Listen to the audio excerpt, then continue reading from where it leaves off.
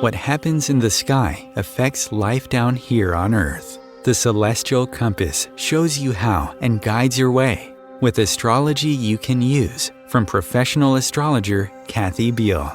Every episode features her light-hearted, practical forecasts and navigational tips, blended with humor, optimism, and a love of patterns, symbolism, and pop culture references. Kathy translates technicalities into concepts that apply to real life. You'll learn how the current moment ties to where we've been, from the recent past to cycles that last happened years ago, and get a look at where we're heading. And much more, from special topics to special guests. The Celestial Compass, enlightening, entertaining, and empowering. Here's your host, Kathy Beale. Greetings, Earthlings. This is Kathy Beale of EmpowermentUnlimited.net with another spin of the Celestial Compass. Our topic today is disruption, and that fits what's going on in the sky in the rest of this month. So to briefly update the forecast, the biggest astrological event of the year after the Aries, or online with the Aries solar eclipse in April, is the meeting of Jupiter, which expands everything it touches, and Uranus, the agent of unpredictable change, at almost 21 degrees. At 21 plus Taurus on April 20th. There we go, all these twos. And this is a catalytic event. It is going to be huge. We're already feeling it. You might have already experienced it in your life. It changes our perspective about resources and values and money. It may involve technology. It may involve the food supply. You can look back to May of 1941 for some hints about what happened the last time these guys met. Big surprises, huge surprises, big shifts in the way we're thinking about things, breakthroughs, ultimately beneficial, even if it might startle you a bit when it happens. And in the week immediately after this meeting, the Scorpio full moon will give us a place to dump a lot of emotions and dramas and things that we haven't really quite had the wherewithal to process yet. So you just know that you've got something coming up where you're going to be able to dump a lot of this. And then for the rest of the month and into May, we'll be assimilating, processing, and ultimately capitalizing on the change coming out of the Jupiter-Uranus conjunction. And you'll find a lot more about this in my forecasts, which are at my site, EmpowermentUnlimited.net, and also at omtimes.com. And with that, let's move over to bring in my guest, who is uniquely suited to discuss this. We are talking today with Briana Pegado. She has written a new book, Make Good Trouble. That phrase ought to sound familiar to some of you. A practical guide for, a practical guide for harnessing the energetics of disruption to catalyze positive change into their own lives and society as a whole. A little bit of background. She's a fellow of the Royal Society of Arts, a trained Theta Healer, a psychic intuitive, a student of astrology, and an artist. She was named one of Scotland's 30 under 30 inspiring young women in 2017 and has won a number of awards for her work as a social entrepreneur in the creative industries. Currently, she's an anti-racism and governance consultant working across the third and public sectors. I'm guessing this is in Scotland. Welcome, Briana. Welcome. Thank you so much, Kathy. It's such an honor to be on the show with you. Well, I'm so pleased, and congratulations on your book. Thank you. I always like to ask people how they came to where they are now. And you say you're a student of astrology and an intuitive. And you know about the tarot. How did those abilities, inclinations, whatever? How did those enter your life? Great question, Kathy. I think for me, I was always very sensitive as a little one. And I was raised in a family that I think, some of those kind of psychic intuitive abilities maybe skipped a generation, but I do believe everyone has the capacity to kind of develop their psychic abilities and intuitive abilities. But I had a grandmother who was very intuitive. And throughout my life, as I got older, I was always interested in the tarot. I bought my first tarot deck. I know often it's a tradition to be gifted your first tarot deck, but I bought my first deck when I was 12, and I lived in Washington, D.C., which is where I am now, and started reading with my best friends. And my kind of fascination with the occult, the esoteric, has always been a really fundamental part of my life. But I would say I had a really pivotal kind of experience in 2017 where I experienced quite an intense dark night of the soul. And that was brought on by me reciting a kind of chant to the goddess Kali in 2017 in February. And I knew what I was asking for, but I don't think I really realized the power of that. And within a week, my life transformed. My relationship was over. I was not living with my boyfriend at the time. The kind of festival that I was running had kind of had a really disastrous is the wrong word, but quite a sudden shift in its funding. And I was at square one with my health, with my life. And it was at that point, even though I'd always dabbled with healers and with teachers, it was that point that I was introduced to an artist who was a Theta Healer from a mutual friend of mine who'd been working with her. And I went on a journey of kind of studying under her. She's a shaman, she's a Theta Healer, and I was introduced to Theta energy healing. And I took a little journey to Bali that summer. I was really lucky to be able to do that. And I really started to shift my focus into healing work, coaching work. And that was also a particular time when a lot of astrologers that I was starting to follow were really approaching astrology in a different way. They were taking a feminist lens, a queer kind of questioning a lot of kind of traditional symbolism. And I know that's always happened kind of historically, but it was a real kind of turning point for me. And ever since, even though I said it's always been there kind of in my childhood, but ever since, I've really centered a lot of my work and kind of my spiritual journey on those sorts of practices. But I definitely will say really quickly that thankfully, I had a lot of teachers along the way. I had the kind of really great privilege of studying comparative religion in high school and at university and in college. I studied indigenous religions of the contemporary world and ethics, religion, and ecology. And so I've kind of been grounded in a bit of an eco-consciousness in my approach too. Well, then how did you come to view life through the lens of disruption? I mean, obviously you experienced a lot of it, but when did you start to actually pull together the notion of, disruption, energetics, there's something we can work with here? It was about 10 years ago. And I say this and I ask kind of the audience kind of take that somewhat with a pinch of salt. When I really started to kind of play with this whole notion of the energetics of disruption, and we know when it comes to witches and healers and alchemists, disruption, that process of change and transmutation, is just a fundamental part of people's practice. But for me, I found myself in multiple situations ever since I was young where I would do something that I thought wasn't very disruptive or was something I wanted to do because it was in alignment with my values. I just thought that's what everybody did. So an example of that was when I was in middle school at my school in DC, I decided I wanted to play tackle football on the all boys football team. And I didn't think that was a very disruptive thing to do, but that kind of momentum and that kind of challenge, in a way, I didn't mean it to be, but to the status quo and the way things were done, really had an impact on the school and my wider community.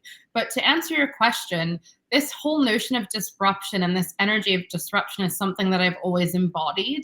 And I think it was really kind of in 2017 and then in 2020, I had a really pivotal moment in my life, when disruption was, I was feeling this energy in a way that I was facing a lot of resistance. I think I've always followed my own path and kind of been bold in a kind of compassionate and gentle way. But I had this moment in 2020, and we know astrologically it was a big year, when I was really kind of felt this like reverb of this choice, this decision I made, where I decided to speak up in a work environment where I was experiencing bullying, and I reported the person doing it. At the time, I was this chief executive of this arts organization that will go unnamed, and I had a working relationship with the chair of the board, who really struggled to work with me, probably because I was a young woman and I had different ideas, and he was threatened and all sorts of things. But what I'm getting at here is that kind of moment in 2020 was a really kind of energetically loud moment. And it was at that time, and in the lead up to that time, I started to explore human design. I was exploring a lot of different modalities. I'd kind of found out through human design that I was a manifestor, and you might be familiar with human design. Manifestors, we can have repelling auras, where we're kind of initiators. And that language really helped me to kind of understand the impact that I was having on other people in the world around me. But ultimately, all of these moments in my life where I was told something I did was challenging or inspiring or gave people a different perspective, or my kind of choices were acting as an example for other people, or really kind of helping things. And that's been something I've done throughout my life and my career and in my friendships and relationships and the work that I do as an artist. And so that is when 2020 was the real start of my deeper journey into exploring and focus this energy. How am I channeling it? What sorts of archetypes through different wisdom traditions and historically have embodied this energy? And also, how do I cultivate a playful relationship to this energy? And the astrology really guided me. And then that's the path you started on that led to this book. How did the book come about? Yes. So as I mentioned in 2017, I started working with this healer, Theta energy healer and shaman, and kind of went through a bit of an initiatory process with her for 6 months. And I really started to be introduced to the wider kind of healing community, astrological community in Scotland.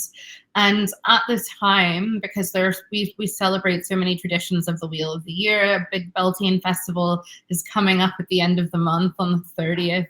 I really started to self-reflect, and I really started to kind of build relationships with this wider community.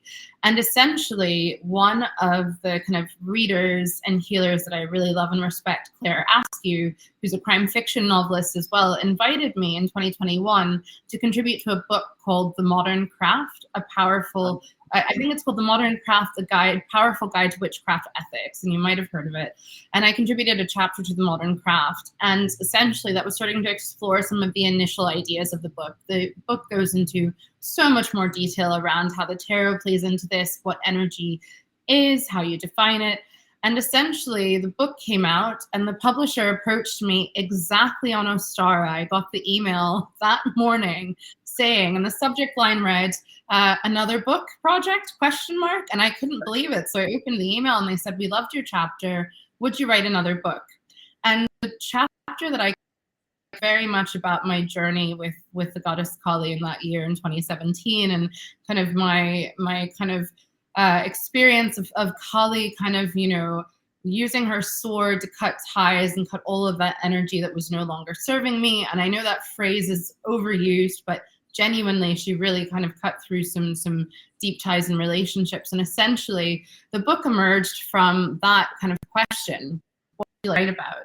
And originally, this book was going to be called Be More Kali and explore this energy of Kali. But as I kind of sat with my editor, my relationship to Kali, I grew up with a best friend who's Hare Krishna. I went to temple with her, but kind of the Hindu wisdom tradition and the Hindu religion is not my tradition. It's not something that I've studied more than a couple of years, and it didn't feel right kind of focusing the book around that without having a much longer, much deeper relationship to Kali led by a guru. So essentially, when I started to think about this kind of moment in 2020 of real kind of defiance, of speaking out, of holding someone accountable, of that rippling through an entire industry and sector, and kind of that shift that I kind of took that focus of what is it that I'm doing wrong? And instead of asking that question, I shifted the question and I said, well, what is this energy that I'm channeling and embodying, and how can I cultivate a relationship to it? That energy of kind of destruction that leads to creation, that cycle of life, death, and rebirth, that transmutation of energy, that real kind of relationship to change being that constant. And the book emerged from there. We'll come back to the goddess in just a second, because I'd like to start actually going back to something that you talk about a bit in your book, that doesn't when this bit starts, it's not immediately apparent what this has to do with disruption, but then I think it fits really nicely. And this is your teacher who had the Peaceable Kingdom. Can you talk about that? I would love to. So in the book, it's in chapter 2, we start to explore this notion of living on the edge and the edge dweller. And we explore it through the card of the tarot card, the Hermit, which is in the major arcana and kind of symbolizes this wise person who is guided by this star and this lantern, and they're living on the edges of society. And I use this to kind of frame this story of Mrs. Jones, who was my teacher in elementary school. I first encountered her in kindergarten when I was 5 years old. And she was this incredible person who literally had a classroom filled with animals, and we're talking in the double digits, and everything from chinchillas, armadillos, garden snakes, boa constrictors, bunnies, rats, mice, you name it. And in the corner of her classroom, she had the Peaceable Kingdom, which was this corner of the room that was completely sectioned off, where she essentially had introduced species of animals that don't coexist. So mice and snakes, pigeon doves, and all sorts of creatures. And she taught us these deep lessons about the circle of life and death. But more importantly, these deeper lessons about letting go. And what I kind of explore, her energy, her approach to life, her kindness, her experimentation, not only embodies this kind of energy of the hermit, someone who can take a step back, be on the edge of society, but is still very much a part of it as a healer, as a wise person, as someone that can gain perspective and re-enter it. But also the beautiful energy of the magician in the tarot, and this alchemizing spirit, this entity, this being that can literally transmute and alchemize the elements. And I go into examples of how she took she composted early and would take kind of scraps from the canteen, from the cafeteria, and bring them to the animals. Literally transmuted animal matter into things like chalk, into things like erasers that we would use, and how she really fundamentally impacted me in terms of my perspective, but all of us in terms of teaching us these really deep lessons. And I'm curious about what you found in her story too. I just thought it was astonishing that someone like that was allowed to keep her job in a school. Yeah, like how she pulled it off, doing stuff that was that real. I don't even know what words to say here. There was something so honest and real about how the world is and how the world actually is. It seemed like that's what you got to experience. And wasn't there a moment when a teacher got really bad news and someone got fired? I don't quite remember what. Beautiful memory. Essentially what happened is our school went into administration and filed for Chapter 11. And leading up to that, several teachers were laid off. And of course, it was the art department that went first, and she was the science teacher. And yes, there's this moment that I remember really vividly, because I stayed in the after school program, and I would always see all of the after school antics going on, where Mrs. Jones was comforting all of the teachers and really just selflessly and with so much compassion was acting as that guide for a lot of them who got the news within 5 minutes of walking into assembly, hearing this announcement, and then being laid off immediately. And there's this image of me kind of in the book talking about how she was comforting them, and she'd always have an animal on her shoulder. It might have been a giant mouse, and how it would have to kind of scurry away so that someone could lay their head on her shoulder for that comfort, but how she kind of embodied that spirit. So just what we've talked about so far, the conversation has already demonstrated that the material in this book approaches things from real world, but also highly archetypal. So let's go back to the goddesses. You do address the role of various goddesses through as I don't know, unleashing disruption or helping you with disruption or bringing it upon you, whether you ask for it or not. Besides Kali, what other goddess figures stand out to you? So, and this might be controversial, but the two other figures that I brought into this important archetypes, one is Cassandra from our Greek mythology. And Cassandra's story, especially with the fall of Troy, it was that she predicted the fall of Troy, predicted the Trojan horse coming in as that kind of sneak attack to kind of take over the city of Troy. But no one believed her. And she had a brother as well, who, of course, the courtiers and all of the leaders believed. But because she was a woman and because she had this gift that she was given by a god and she couldn't do anything but tell the truth, she was essentially punished for it. She was taken by one of the other leaders. And her story is quite tragic, but it is also about the kind of beauty of speaking one's truth, of standing up no matter what, and also speaking that truth from a place of deep sight. And we're talking about psychic sight and kind of seeing the future, and also the impact of what happens sometimes, kind of Cassandra's kind of lesson and journey of when you do speak out and you're not believed. But I think her story is so powerful because it embodies that real spirit of staying true to who you are, staying true to supporting the people around you, and staying true to your psychic sight and speaking the truth anyway and speaking your visions anyway. The third, who, that's why I said it's controversial, I see her as a goddess figure. And what I should say as well is I am part Angolan, as 2 countries north of South Africa on the western coast of the Horn of Africa, of the continent. And basically there was this incredible warrior queen, Queen Nzinga, who was alive during the kind of colonization of the western coast of Africa and Angola under the Portuguese. And she fought against the Portuguese to kind of protect her traditions, her language, her people for decades. But kind of that warrior energy that she embodies. And she was a very gender-bending, very full figure. And she's a figure of legend.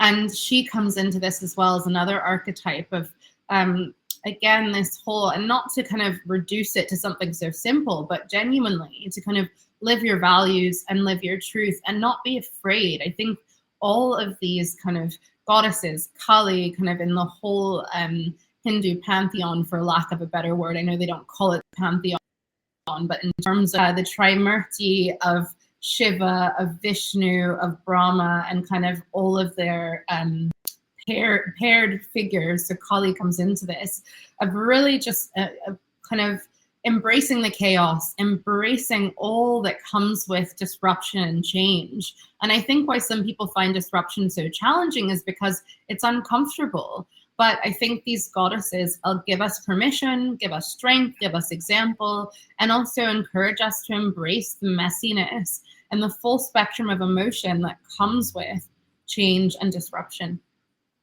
Which is exactly what's going on astrologically right now. Beautifully timed. Now, my reaction to all this is I just see Uranus. I just see Uranian. I see the tower and I see Uranus, like lightning, bam, something was there, now it's not. Is that an oversimplification?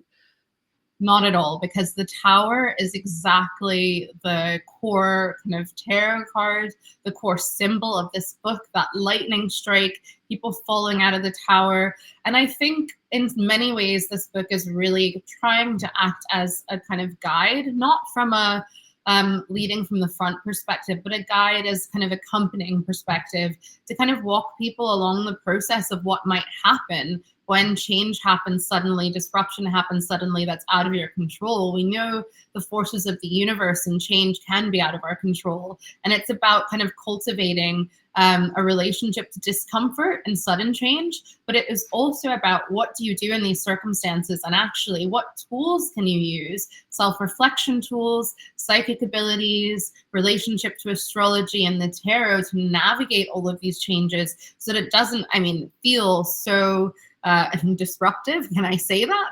But also kind of encouraging everyone to really cultivate a relationship to disruption and that chaos. But yes, the Tower and Uranus being about deep transformation, being about change, being about kind of shifting, paradigm shifting, and really disrupting things kind of in our lives in terms of our beliefs, our relationships, the way that we see the world, and how that can be deeply transformational. So it's not simplified at all. I completely agree with that. And already this part of the conversation is again pointing out kind of a dichotomy in or two different ways that things happen in your book. You can be an agent of change, you can be the disruptor, or you can be the target of disruption, which I think we're all very familiar with. Completely. We're living in a disruptive age. And I think something that I hope comes through in the book is disruption can be loud and quick and sudden, and it can also be gentle and soft and gradual. And that whole idea that if we're disrupting our habits and our beliefs to make tiny changes, or disrupting kind of how we accept things in the world or accept things in our work and our relationships and our families and our friendships, it's very much about, yes, how do we make choices if we choose to disrupt, and also how do we navigate disruption that happens to us.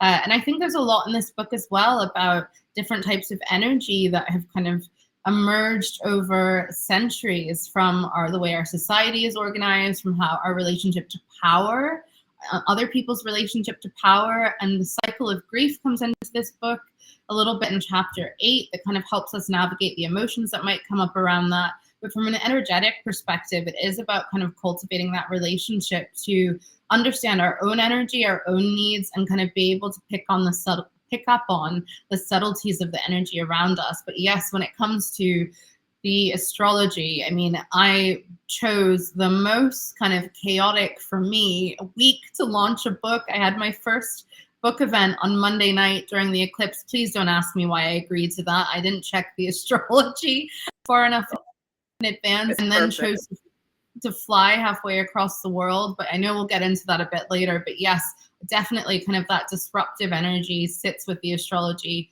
as we know it this week and in the coming weeks. But we are living in a deeply disruptive time, and I'm so grateful to the astrology acting as that kind of lifelong wisdom tradition and that forecast to help navigate it. And with that, I'm going to disrupt our conversation, and we're going to take our break, and we'll be back in a couple of minutes. Hang on, everybody. We've got a lot more to talk about. Om Times TV. Want help with your own celestial compass? Visit my site, empowermentunlimited.net, for Astro Insight forecasts for each week, month, and new and full moon. Want to explore the personal impact? Make a decision? Understand another person? It is possible. Click the Services tab to book a personal session with me. That address again? empowermentunlimited.net. Imagine becoming a super influencer. Reinvent yourself, invest in your brand, and then manifest your success with a robust spheric approach. Om Times Media and Broadcasting offers a unique and multifaceted way to become the spiritual and conscious influencer you deserve to be by putting your message across our powerful platform with its proven record of integrity and excellence. Through our produced shows, Om Times offers the opportunity to become a social media TV personality, a radio show host, an Om Times magazine columnist, and a syndicated podcaster, all in one shot. By live streaming your show on Om Times TV and broadcasting it across the extensive Om Times radio and TV networks, you become more than a host. You become an ambassador and a force for positive change. Om Times. Open yourself to the possibilities. If I could be you, and you could be me for just 1 hour. If we could find a way to get inside each other's minds. Walk a mile in my shoes. Walk a mile in my shoes. Well, before you abuse, criticize, and accuse. Walk a mile in my shoes. Welcome back to Celestial Compass. We're talking about the energetics of disruption with Briana Pegado, who is the author of Make Good Trouble, a phrase from a wonderful disruptor, John Lewis. Yay. So before the break, we were talking a little bit about astrology, and I will just say that there is a bit of a cosmic irony that occurs frequently when you schedule something and then you look at the astrology afterwards and go, what was I thinking? So you probably absolutely picked the best date for your launch if you launched it on the Aries solar eclipse. Like, booster rocket, here we go. I agree. I think as well, my north node is in Aries, my south node in Libra. I'm a Libra rising, Libra moon, Cancer sun. So I felt this eclipse very, very deeply. And I think, you know, a lot of people, and I'm really curious about what you think, Kathy, kind of describe sometimes the not to do any manifestation as a time to power down, as a time to rest. I know everyone has a different approach and practice with this. And I was kind of exploring some of the teachings of the Navajo Nation because my mom's side of the family is grounded in North Carolina.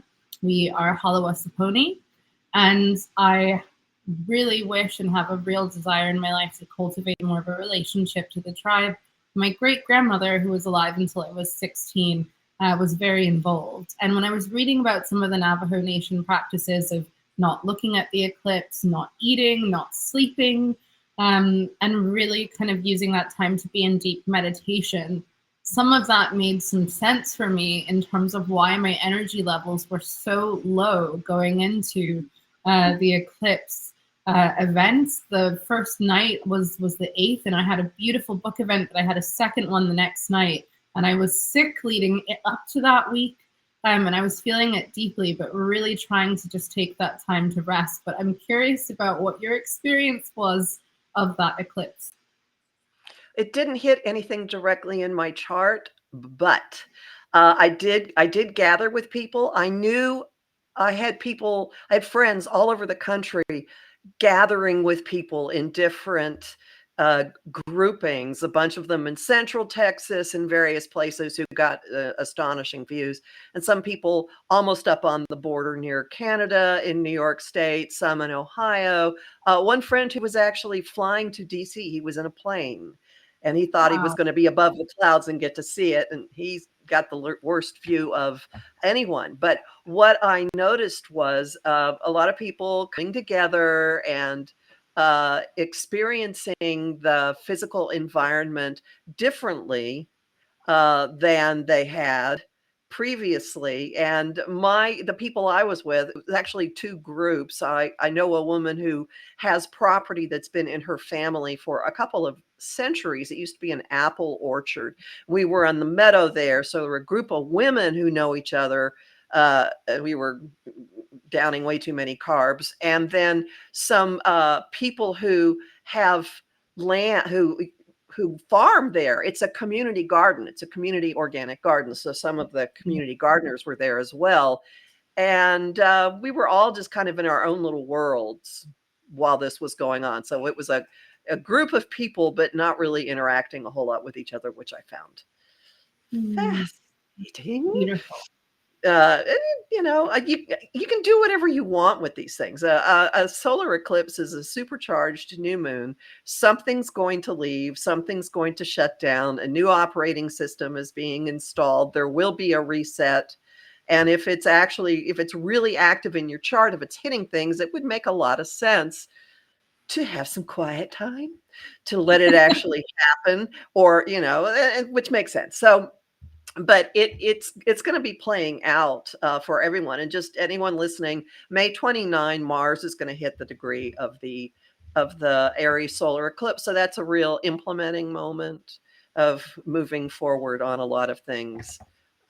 Just to delve more into what's going on astrologically, but I am curious to go back a bit more to the tarot, and then there are a couple other things I want to be sure to ask you about. So I'm trying to keep an eye on the time.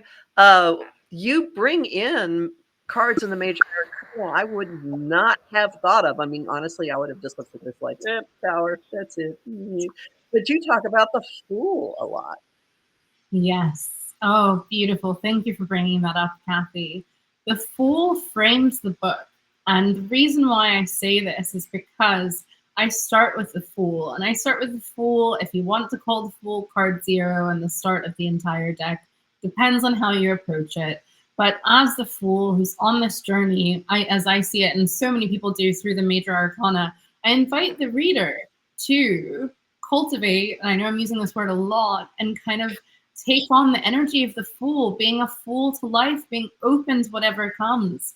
And it's that playful energy, it's that foolish energy, it's that openness, it's the call to adventure, which the Fool is kind of being offered. If we look at this as a hero's journey, as a bit of a Bildungsroman in the book, it's that call to adventure, to go, this is going to be a wild path, but it is righteous, it is worth it, and please, if you'd like to take it, would you accept this offer to embody this energy of the Fool and allow the Fool to take you through the journey of the book? Are there other of the archetypes in the tarot that you come back to with this? Yes, so the Tower obviously comes up a lot. The Magician. There are a couple of other kind of key cards that emerge, and I'm just looking down into my book to kind of remind me.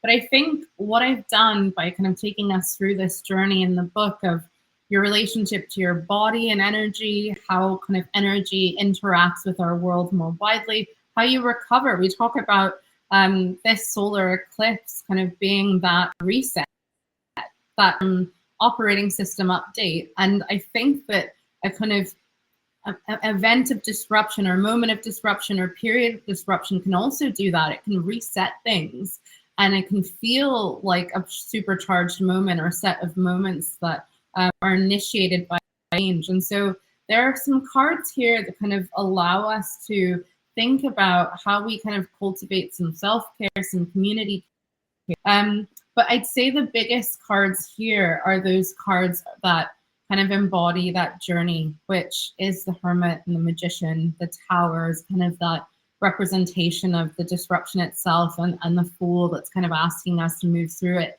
Temperance comes into it as well, that question of how do we kind of play with or embody temperance in this process, in this journey, which can be deeply unnerving, and what can we learn from that card as well, and that whole archetype. And maybe archetype is not quite the word here, but that whole kind of idea and notion of temperance.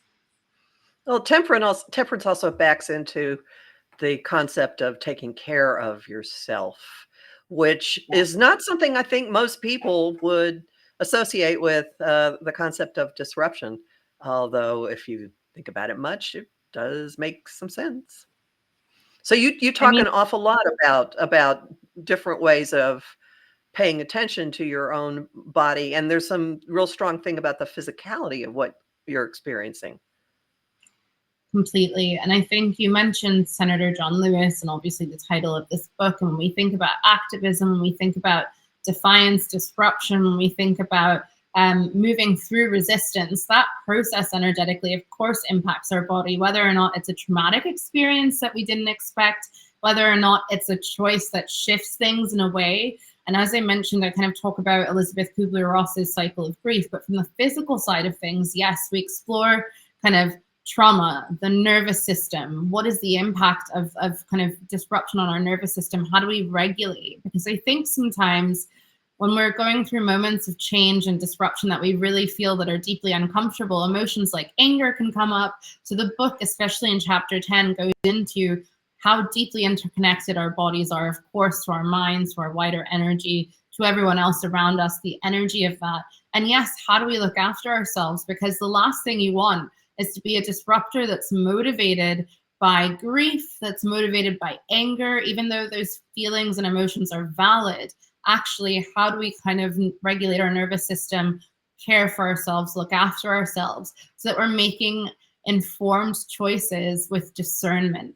And I think another kind of key part of this book, which is chapter 5, is helping us explore how we can be guided by our values, and starting with a deep understanding of our values to then make those decisions about how we navigate disruption, or when we might like to disrupt something.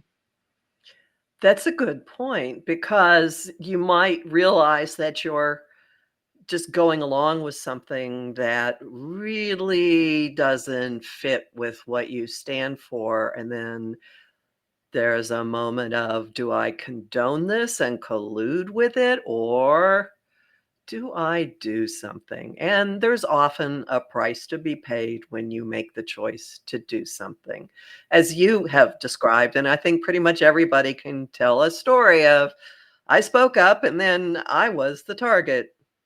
Yes. Yeah. Completely. And I really hope this book builds community and builds space for people to come together who have had those experiences, because as you've said, we all have.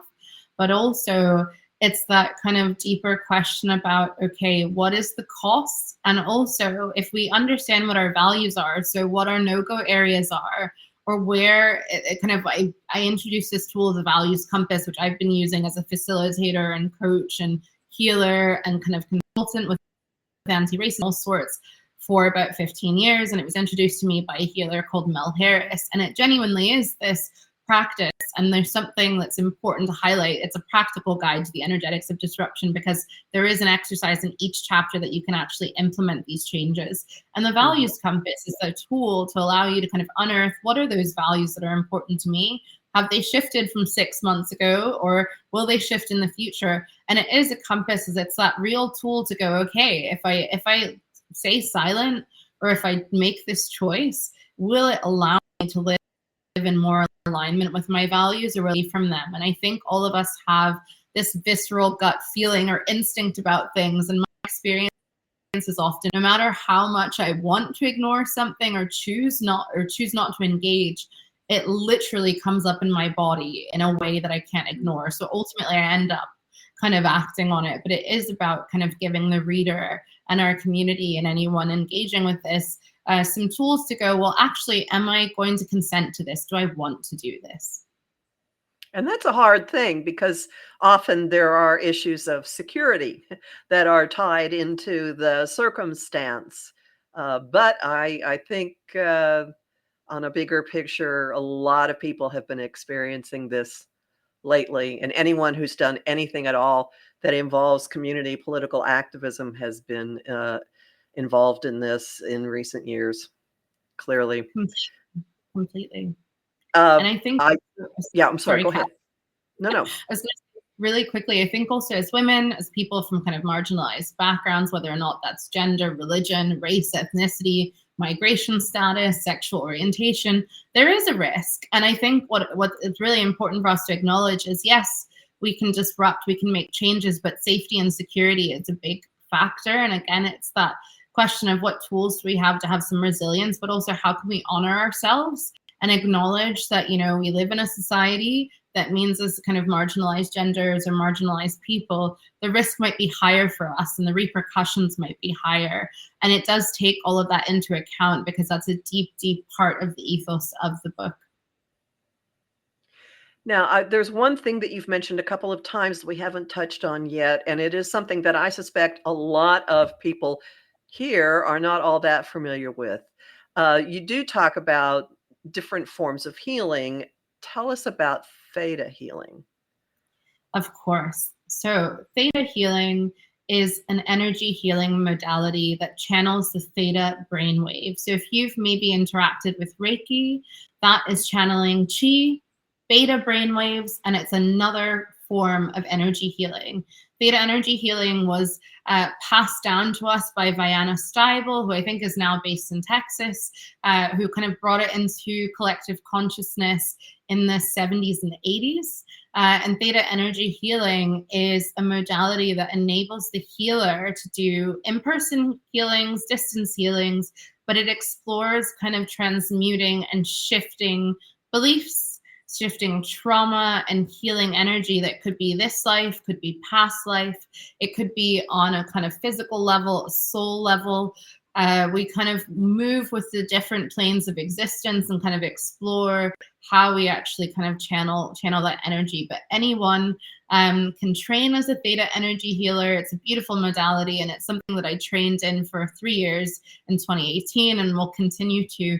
And it was just so transformational for me from the perspective of a kind of healing modality that I'd never encountered before. Now, Briana Pegado has also been a controversial figure because it is called theta DNA energy healing, and it kind of suggests that theta energy healing, or any healing modalities we know, kind of deeply impacts us on a cellular level, impacts our bodies, impacts our future and our past, and kind of heals back into kind of ancestral spaces. So that is how theta energy healing shows up in the world. Interesting. Going back into ancestral spaces. I do know that that's possible. Hang on a second. I want to see what else I wanted to ask you about. Well, okay. We've got a lot of time here.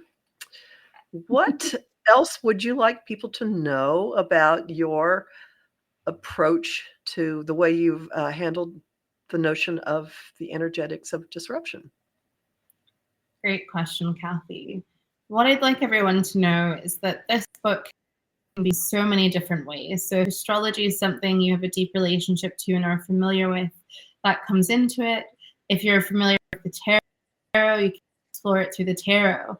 Thinking about how to have relationships that are more fulfilling, how to interact with your family and friends, work, community members, how to have a kind of relationship to the physical place you're in, and do that in a way where you're facing less resistance or able to navigate that deeper.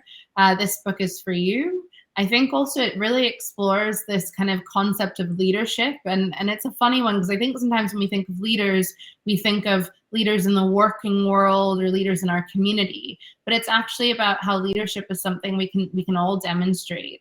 And what does it actually take to be someone that's a good energetic leader and someone that is engaging with their energy and interacting with the wider energy in the world in an ethical way? So some of this book is exploring kind of how maybe power might show up in ways that are taking advantage of us, or abuses of power, or power over us. And actually, how do we shift our relationship to power as something that is powerful, but doesn't have to be negative. It can be positive, can be neutral. And I was asked recently, is disruption negative or is it positive? When we think about disruption, we think about it as something that can be quite difficult. And I think any force of the universe is both, and also nothing at all. It can be neutral. And so I really encourage anyone that wants to read this book to approach it with that in mind, that disruption is something that we put meaning to, and is something that is fundamentally part of the universe, the stars forming and dying, the universe in its infinite glory and splendor. And so it's something that if we cultivate a relationship to get more comfortable with, learn to play with, experiment with, just takes us so much closer to the divine, to the universe, and to everything that we are.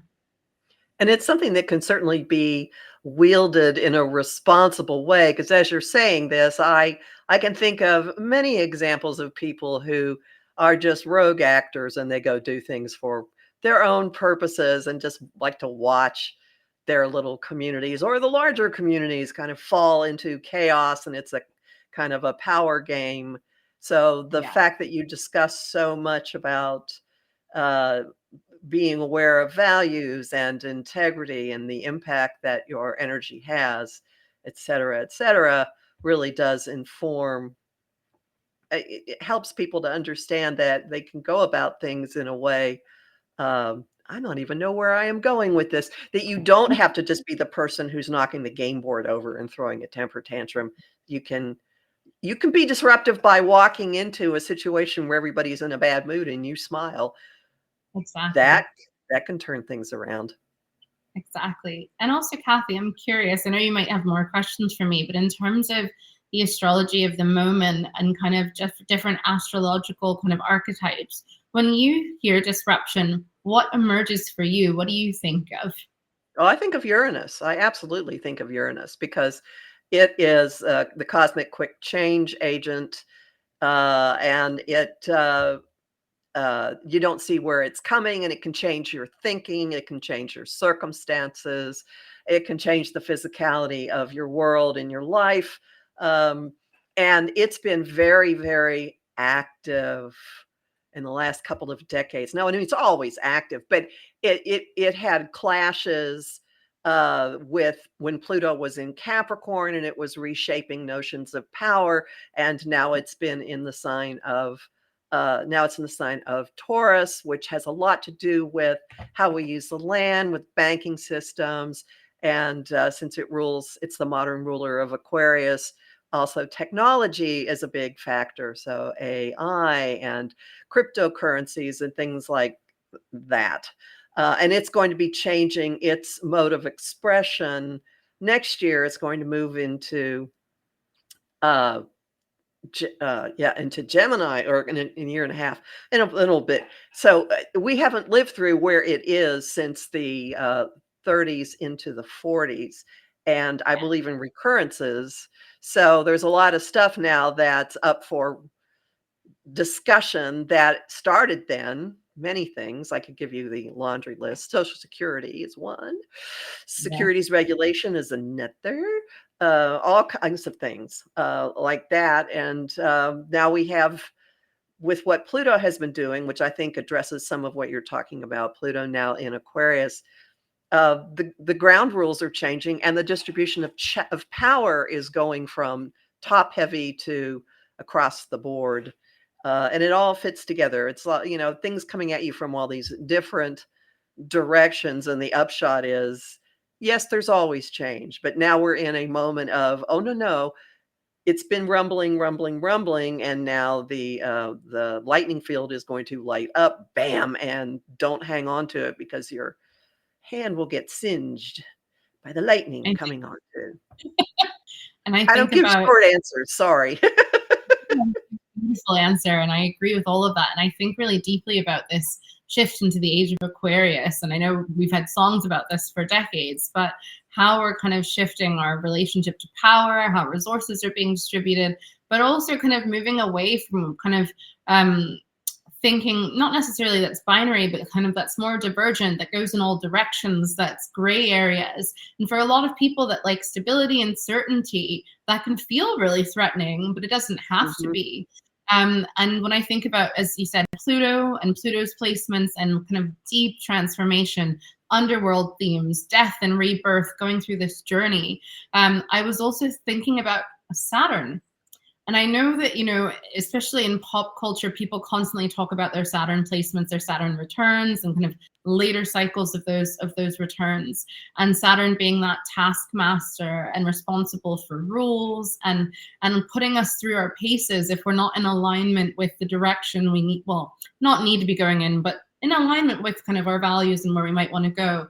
And yeah, I'm always so curious about how I feel, and I don't know how you feel, Saturn, just like Mercury retrograde, being really kind of prominent in popular culture and the wider world, being something that people can fear, but also it's a kind of great moment of highlighting quit or commit, and kind of allowing things to kind of shift and kind of having that relationship to what direction you want your life to go in. And I know I'm kind of taking that in different directions, but kind of I was thinking about some of those other other planets and some of those other kind of movements and placements we experience throughout our lifetime if we have the kind of luck to live a long life. Well, if you have been screwing around, Saturn will pull the rug out from under you. And Saturn also rules time. And I want to be sure that we have in the last minutes for you to tell people where they can find you. What's your website? My website is www.briana, Briana Pegado, Pegado.com. You can find me on Instagram, same handle, X, and also TikTok. And you can order the book at Barnes & Noble, Target, any local and independent bookshop, or anywhere online. So thank you so much, Kathy. Oh, I'm so glad. Thank you. I wish you great luck with this. It's not a daunting read, listeners. Okay. It is a very interesting, it doesn't take you through what you think it's going to go, which is also very disruptive. Very, very trickster in that regard. So I wish you great success with this. And thank you so much. Thank you for writing this. And everybody else, remember that my forecasts are at omtimes.com and also my site, empowermentunlimited.net, and the Professional Aquarian YouTube channel. And if you want to dive deeper into any of this, my Patreon is /Kathy Beal, and I do talk in great detail about what is going on and where we're heading. So thanks, everybody. And again, thank you very much, Briana. Thank you so much. My pleasure.